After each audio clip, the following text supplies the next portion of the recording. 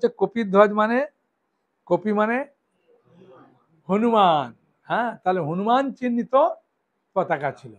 হ্যাঁ, বুঝেছেন না? যখন হ্যাঁ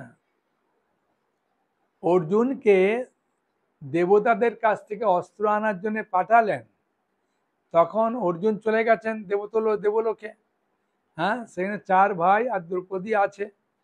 তা স্বর্গে আছে তো, তার স্বর্গেতে সাধারণত এই নদী, গঙ্গা নদী এখানে যখন বয় গঙ্গা, হ্যাঁ ভাগীরথী, হ্যাঁ, আর যখন উবরে বয় তখন ওটাকে বলে মন্দাকিনী। আর এই গঙ্গা যখন নিচে বয় তখন বলে ভোগবতী। হ্যাঁ, একই গঙ্গা, 3টে, মন্দাকিনী, গঙ্গা আর ভোগবতী। তো মন্দাকিনী নদী মাঝেতে বসে আছে এক জায়গায়, দেখছে শতদল সমন্বিত একটা স্বর্ণ পদ্ম, হ্যাঁ পদ্ম ফুল ওই জলের উপর দিয়ে ভেসে ভেসে যাচ্ছে। হ্যাঁ, তখন দ্রৌপদী বললেন, হ্যাঁ কি বললেন দ্রৌপদী? দ্রৌপদী বললেন ভীমকে যে মধ্যপাণ্ডব, আমার এখানে জলের বোতল আছে, হ্যাঁ ঠিক আছে। তা কি বললেন? এ মধ্যপাণ্ডব,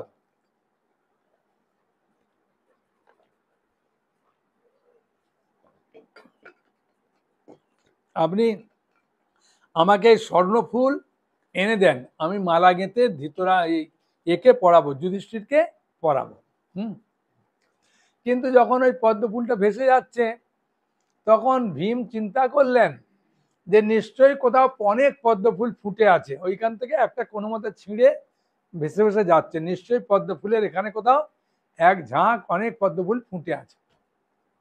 তাই ভীম বললেন ওই পদ্ম ফুলটা ভেসে যাচ্ছে, একটা দিয়ে মালা তো হয় না, অনেক পদ্ম ফুল নাহলে মালা হয় না, তাই না? তাই আমি অনেক পদ্ম ফুল তুলে নিয়ে আসছি। তাই ভীম যেখান দিয়ে যায় ওই রাস্তায় সামনে যা পড়ে তুলে ফেলে দেয়, বুঝেছেন? ও মানে বেঁকে বুকে যায় না। হ্যাঁ, বুঝেছেন? ও যে রাস্তা দিয়ে যেখান দিয়ে যাবে সেখানে যদি গাছ থেকে, গাছ থেকে তুলে ফেলে দেবে, ফেলে দিয়ে যাবে। হ্যাঁ, মানে ঘুরে যাওয়ার ও পাচ্ছি নেই।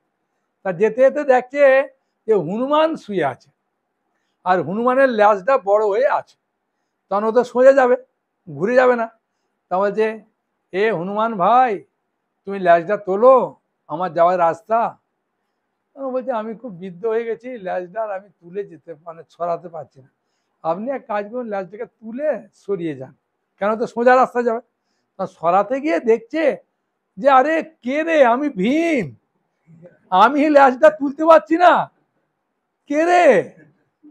তো বলছে এ হনুমান ভাই তুমি কে? বলছে ভাই যখন বললে আমি তোমার ভাই হব। বলে তাই নাকি?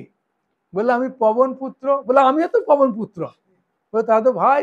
বলছে ও ওই জন্য তুলতে পারছি না। বলে ভাই তাহলে তুমি এক কাজ করো না, তুমি তো রামচন্দ্রের সঙ্গে যোগদান করে, হ্যাঁ, রাবণকে মারতে খুব সাহায্য করেছো, তাহলে কমসে কম আমাদের এই যুদ্ধ হবে, সাহায্য করো। হ্যাঁ, তার বলে তাহলে এক কাজ করো, অর্জুনের রথে আমার একটা চিহ্নিত পতাকা রাখবে, ঠিক আছে, আমি ওখান থেকে করবো।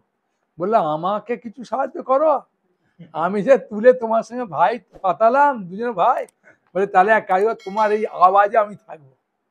কোথায় থাকবো? আওয়াজে। তাই ভীম যখন হা হা করে আওয়াজ করতো, ওইতে হাত অনেক সৈন্য মারা যেত, উড়ুর করে মারা যেত। হ্যাঁ, বুঝেছেন? সেই জন্য আর ধ্বজাটা কার রথে আছে? অর্জুন।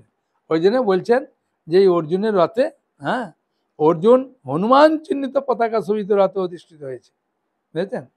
তুলে এখন অর্জুন দেখতে চাইছে, হ্যাঁ, যে কাদের সঙ্গে যুদ্ধ আমি করব।